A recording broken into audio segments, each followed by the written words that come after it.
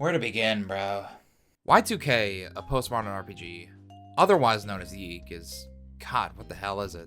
Released in 2019, YIIK was bogged with controversy. What, from the fact that the story's hook is based off of a real missing persons case that really happened? The protagonist being able to push a character to commit bad stuff just to be told it wasn't his fault? The story being pointless because of multiverse theorem? And finally, the creator publicly stating that everyone saying the game is bad is a dipshit and should feel bad. Not even to mention its nonsensical moments, its horrid songs, ugly graphics, and long combat made it do okay-ish, putting it nicely. Surprisingly, however, the two brothers who were head of the game saw how people disliked the game and its aspects, and minus an outburst, actually got to work. They didn't want their big break to be a failure, despite the fact that already was. In 100% fairness, for something you've worked so hard on, regardless if it was good or bad, to be shunned and still have the tenacity to improve on it, for nothing more than proof that you could do better, is admittedly inspiring. Now, how much did that work pay off? Hi, the name's Gladiated, but you can call me G. And this is YIIK 1.5, or 4, because that's how Roman numerals work. YIIK 4. Buckle up, because this is gonna be some nonsense. Also, we're at 800 subs, and at 1K, I give my Nuzlocke another try. So if you like what you're seeing, why don't you go ahead and drop one? After a cutscene that might as well have been a QR code because you need another device to understand it, this is the start of the game. We get spit out as this lady who does not have a name. What will you do? That must be my old save file. Well, we go grab one so we can be let in. Welcome aboard, Carrie. We're here to find the good brother who walks off on us after we step in shit. Shoo, get lost, nobody. Damn, I just got here. Oh. To catch up, we give away our name we worked so hard for. Step in an Iron Maiden, and now the main plot starts. We are a guy called Alex Eggleston, live in the small town of Frankton in the year of 99. And the moment our main character opens his mouth, we have a huge problem. We have a fucking total Drama Island confessional for monologuing. We get back home and there's a note from our mom saying to grab some groceries from the store, to which Alex says she's not even home 5 minutes and she's already barking orders at me. Which tells you all you need to know about what kind of a guy Alex is. And that was it. It was one sentence. We head on over there, but stop to pet a stray cat who steals our grocery list, so we gotta go get it. There's no... What was I gonna look for? I didn't mean to press that.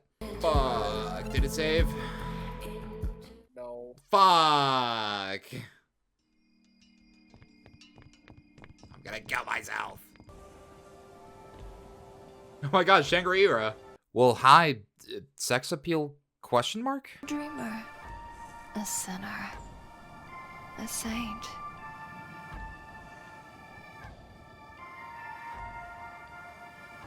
No, none of those. A gamer. She's our tutorial guide for the combat, of which has been entirely revamped. Yeah. So, the combat is, You frontin', bruh? trying to step up? Trying to take my crown? Oh my god. I'm not about that. No Oh way. my... You trying to step up? Do the music! Oh my... And to be honest, it's pretty stinking good. Each character gets a maximum of 3 Karta, which acts as a shield. But each Karta has a passive effect that it gives, and can also be discarded to use a powerful one-time effect, getting rid of it. When someone is out of Karta and are attacked, they start bleeding, taking damage over time. Health goes 0, you go by. After being forced to lose the tutorial, not joking, finishing it, and losing again, not joking, we can go after that damn cat, who has now run into a rundown building, which the only thing inside Alex questions is the elevator. Now, there's bullshit going on, but a couple floors down, God forbid. Looking around for the shopping list, by the way, we meet Sammy. Alex has a funny joke. I guess I always had a special spot for gingers. Hey, careful with that word. That is our word. Despite being a fucking loser. She didn't know elevators. I doubted she'd know her 20th century Spanish Catalan surrealist painters all that well either. Oh, I'm gonna twist your neck off. I don't need... What am I supposed to say to this? We go to kick Sammy's roommate out, who gets upset, so we kill him instead. Alex, don't let them take me, please! Well, that's still there. Let's check that off the list. We head on home and, homeless guy, shoot. Finding out we got an email. You have mail. After thinking it's porn 4 times, by the way. Maybe a girl from my high school was now into adult videos. What? Was doing some particularly unladylike things. We're an hour in, dude. We're an hour in. Oh my god. Turns out what just happened to Sammy got posted on the internet. So hopefully someone can figure out what's happening to her so we don't gotta. That's about it. Hitting the hay. After sleeping until 2 p.m. in the same clothes we went to bed with, we're up and at 'em. But not before. Oh, yeah, that's still in there. Okay. We go back to the old building, but not before running into a childhood friend, Michael, who is voiced by Billy Kid. How did they nab him? He says a funny joke. Just took the SATs. That's about it. Sounds intense. How do you think you did? I was on the edge of my seat the whole time. But then I realized how uncomfortable it was to sit at the edge of my seat, so I sat normally. You can have that one. Followed by a tour around town, seeing they opened an arcade. Here they have a bunch of import games. Import games? From where? Japan, mostly. Aren't, like, all games made in Japan? Aren't all of them? Only the good ones are. Well, at least the good ones. They shamelessly plug their previous game, then we head back into the factory. Alright, make a tally of Michael sucking the shit out of Alex. Happens a lot. We enter and find a space bouncer who we can't hit until Michael shoots it. They have a yelling contest for a bit. What the hell was that? What the hell is going on? Wow! What just happened? What? Can you even believe what just happened? But Michael actually manages to snap some pics of it. Let's see what the deal is. Another Carrie section, but we lost her name again, so getting places is a bit harder.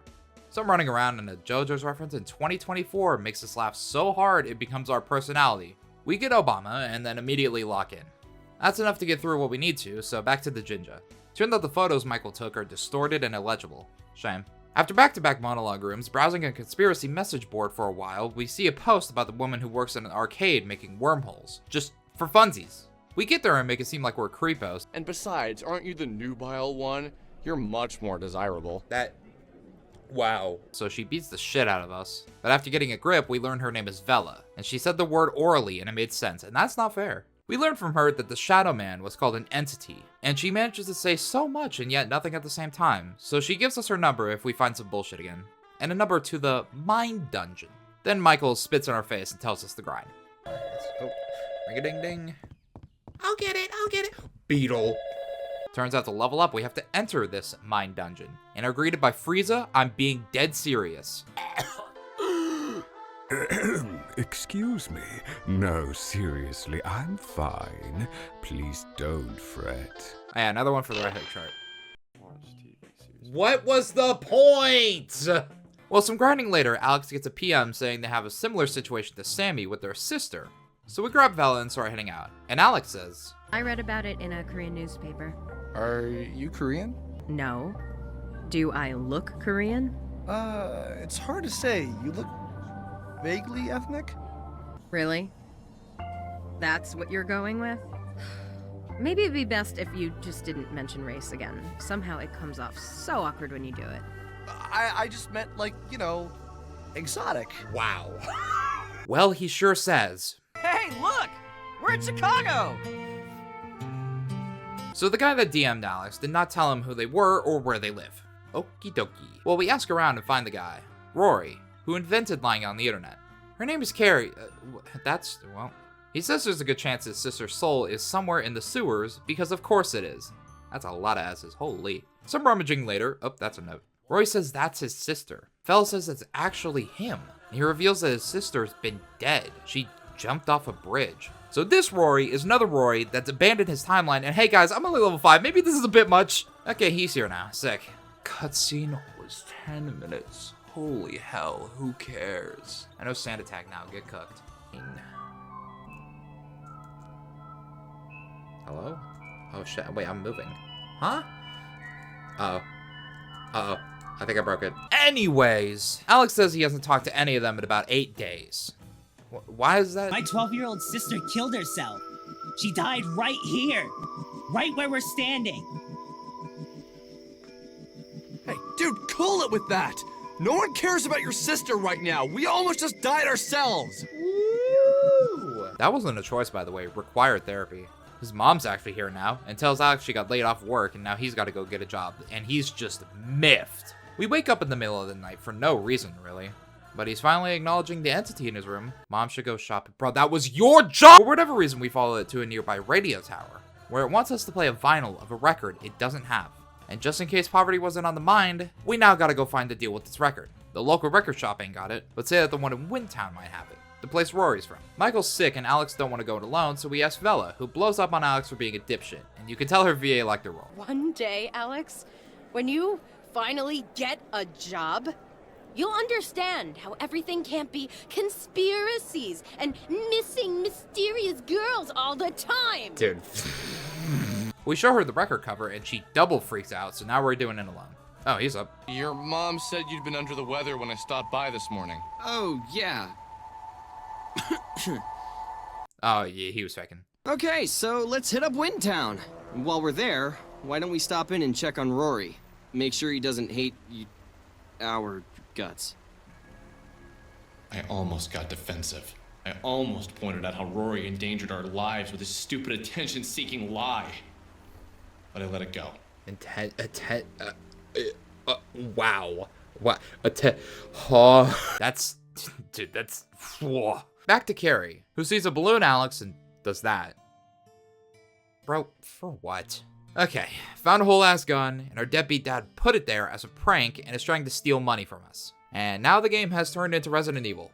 Weird, Alex's mom calls us Allison, even though we're Carrie. She also said, "My albatross, please don't make me want to hang myself for the love of God, Allison." So who am I to say what's right? Find a key to the basement, and as soon as we're done, we're back to Alex, who meets up with Rory first, and... Mom, I'm gonna take them downstairs. Come on. You sure you don't want to come in and have something to eat? Leave them alone, Mom. Wow, Rory. Your mom is all legs. Shut up. Anyways, we double down. It's a good thing she's dead. You should have been prepared for that. For some reason, he actually wants to come with us to look for the record. Bored could not begin to describe. And the store here doesn't have it either. The clerk says there's another one east of here, so I guess we're on the way. Did you go to college? Yeah, I graduated earlier this year. I have my BLA. Oh, so let me know if you do want that job at Planet VHS. My manager has his BLA, and the night shift manager has his DMA and dance. We grab a bite before heading over, despite the store being closer than the restaurant. We reminisce on how shitty the world's been, and Michael jokingly says, "Must be Y2K. And Alex has no idea what that is. Yo, I thought my mic was muted. I was about to freak out. And this time, I'll be nice to him. Y2K was a somewhat grounded theory going around during '99 that when the year hit 2000, technology would not be coded to tick over to the year 2000. Thus, a majority of everything coding-based breaking down or crashing in some way, causing mass hysteria. Alex is freaking out, so we decide to bring up the topic of the insurgency in Ogada, Nepalese Civil War, Republican of the Congo Civil War, Kosovo War, Eritrean Ethiopian War, and the Sierra Leone Civil War. Record time then. They don't got it either, but it's a quick trip to the flagship store. The clerk is not the same exact guy 3 times, so he's gotta be important. The name's Claudio. Before even answering our question, he asks if we know about the conspiracy website we use. He says someone posted on there about the record we have and that it could be related to Sammy. He, of course, don't got the record, but knows where we can get it for real this time. Casually flexing he owns the store and bringing his sister, Chandra. Tally time, woo! Claudio talks about a Sailor Moon ripoff for 3 minutes straight, and then we find a jukebox with the pentagram under it and a ghost above it singing Wonderwall. Alex and Rory start tweaking this time as the fucking Perfume King rolls up in a war tank! Is that what it do? Oh, damn! Charizard! It does it every time. As soon as we beat him, everyone forgets about him instantly, and Rory gets to be part of the tally too. The guy who's supposed to have our record doesn't have it, and asks to take a look. Yes. The Mystical Ultima LP Legend by Vela Wild. Did you say Vela Wild? Yeah. But didn't you know this already? It's on the cover. Did you even read it? Bro, who put this guy in charge? Strangely enough, it hasn't even come out yet, though. It's set to release on New Year's. Well, we're off to have a combo with Vela, but before we do, another carry section. We give Forgotten Love, who is very much Michael, our gun for a pirouette and kill a Beals boss. Don't show him this guy, he'll fold. Not gonna lie, that's about all that happens. Back to Alex, and we made it back to town, and Vela's here, so we asked to go inside her mind to figure out why the disc is here, because it's from a different timeline, and she says yes. We run around this bullshit for an hour and find nothing out until this redhead is creeping on her, and this fight took 30 minutes. There is no joke. Found the disc, play it, and despite telling her it's good, which to be fair it is, she leaves. We chase her down as she explains her alternate timeline. I've been trying to keep the script as grounded as possible, but from this point on, it's not working. In the timeline that Vela left for this one, she was in love with the guy who pushed her to be better, but the moment he could, went after another woman younger than his daughter. Leonardo DiCaprio reference. She saw this happen firsthand at her own performance, and basically wanted to die. So she physically did, but her soul got to go window shopping for timelines, and she chose this one.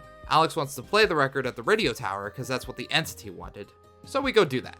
Everyone's sweating over playing a song on the radio for whatever reason. Well, we go into a vision and boy, do I have the opportunity to do something grand. Alex has a theory that the reason the entity wanted him to play the disc was to see the android stuck in that van and to find/save her. After that charade, Rory asked to talk to us one-on-one, and I mean, it's for science, right? Like I have to know. Give or take a couple days, and Rory managed to find some locations for where the van could be, so we grab the gang and start heading out.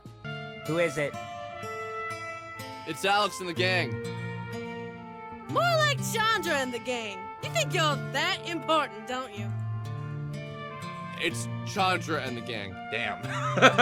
It folded so fast. There isn't really a need to bring it up, but to give you an idea on how much the world's going to shit, there was a story recently about someone dying in the water tower who got locked in there from the outside for 5 days with no way to get to the top of the water tower, and it only made news because the water became not safe to drink. Wild.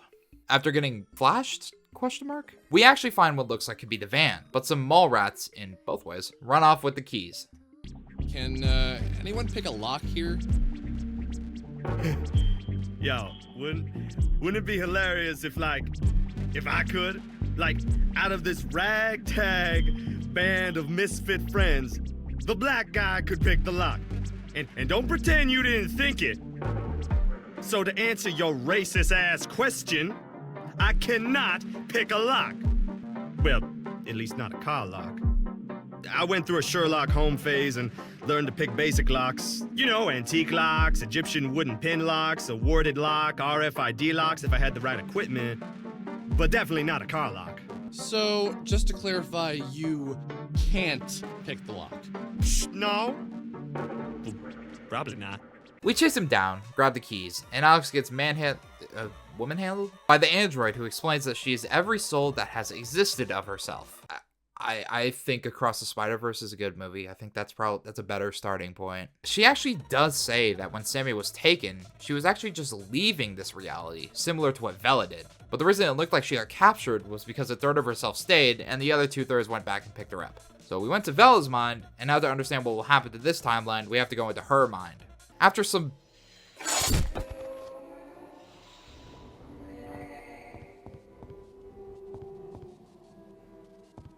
visuals. It's like the third weirdest thing to happen in this section, by the way. Clearing out her mind and the boss bringing us to a familiar site, we learned that Alex is Beerus. Alex has the ability of destruction and has destroyed many a reality already. And soon enough, the one that we're in will succumb to it too. We could choose to either fight back or leave this reality. And Alex, taking initiative for the first time in his life, decides to fight back. Seeing what we need to see, so we leave her mind and into another Carrie section. She's now on her journey to ask God, by the way, if she is a sibling of the good brother, Rory, or the bad brother, Alex. It takes like 10 minutes to find him, by the way. He tells us not only that we were doing the same soul window shopping that Vela did, but that our real name is... Your name is... That's my save file name. Back to Alex. Where the hell have you been? I was so worried! Ma'am, is this the boy you reported missing? Dude, ma'am. Okay. Well, if you're safe, then I'll be heading back to the station. Another case solved. I am the greatest cop on the force. Another victory in the books. Have a good day. Stay out of trouble. I need to know who did this. Should we be worried about Y2K, Mom? Yes. Be afraid. Be very afraid. I wasn't sure if being part android took out the fun parts of your personality. I can be very funny. Would you like to hear my stand-up routine? What? Really? Now? The world is gonna end. This is no time for jokes. Knock, knock. Now we're in our training arc, convincing all of our friends to fight for the end of the world, which will happen on New Year's. I mean, we're still gonna have time for Thanksgiving. I mean, that's inhumane. That's how the world ends? With you destroying it somehow? I don't think I know what that means. I don't get it myself, but I need your help. What's your plan? Suicide? Just kidding, that's never cool. Only thing interesting is that Michael became the android woman of Michael's. Cool. Alright, it's the day of... what is going on? I guess we're getting serious now. We had to... Where the hell does this take place? The New York City equivalent of Times Square. For the New Year's countdown, as an Alex meteor comes down and banishes every party member without being able to kill it. I crit and was super effective and did 2 damage out of 90. You just say it's scripted. What's going on? You want to tell me something? Bro, I don't have an answer for you. You beat your play the game. I know. Afterwards, our final Carrie section. From what I understand, the soul shopping she's going through is just a conjured up world, and her selfless self wants to save it by sacrificing herself. Look, it's hard to put the pieces together, and this isn't Alex YIIK, so why should I care? Speaking of... Fucked up, man. You fucked up. Everyone died. Because of you. With nothing left to do, Alex decides to do the only thing he can do. Enter the soul space. What? I've been playing like this the whole time. It's been rough. Alex, I don't have any answers for you. I'm sorry. You mean you don't have answers? You always have something to say. Alex, how am I supposed to know what to do? I'm only a stuffed panda.